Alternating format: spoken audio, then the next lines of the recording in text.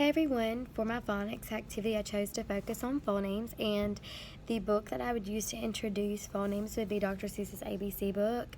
As I said in one of my previous videos, I really love Dr. Seuss, and I feel like most of his books can be used to teach students a lot when it comes to reading. I would use this book because it has every letter in the alphabet and has tons of examples of words that begin with the initial sound of each letter. And I'll read you a couple pages. Big A, little a, what begins with A? Aunt Annie's alligator. I. Big B, little b, what begins with B? Barber, baby, bubbles, and a bumblebee. And I would just, as I was reading it, reiterate, A says I, B says B, and so on and so on.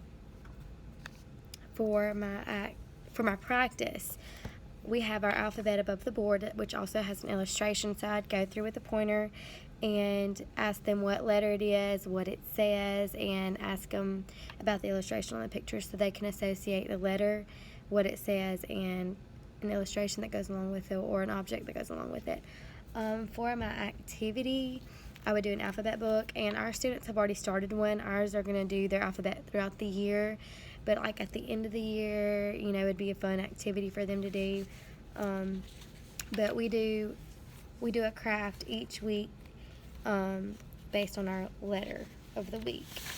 So I'll show you guys. Our first letter was L, so we did ladybug, and our second was octopus for O, and just so on and so on. This one's a little messed up, but there's a goat for G, turtle for T, H for hive or honeybee hive, P for penguin,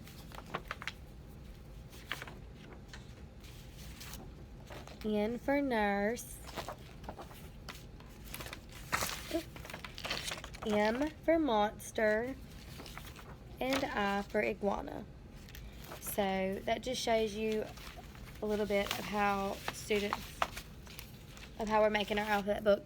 But another way to do it is for the students to do illustrations for each letter. And for students who may struggle with it, I could give them illustrations for each letter, and they would have to look at the illustration and choose which letter it goes with. Like if I give them a picture of an apple, they have to put it with the A. For students who are more advanced, they can do an alliteration sentence like that goes with their illustration, or they could draw more than one illustration. So anyway, that is my activity. I hope you guys enjoy. Thank y'all.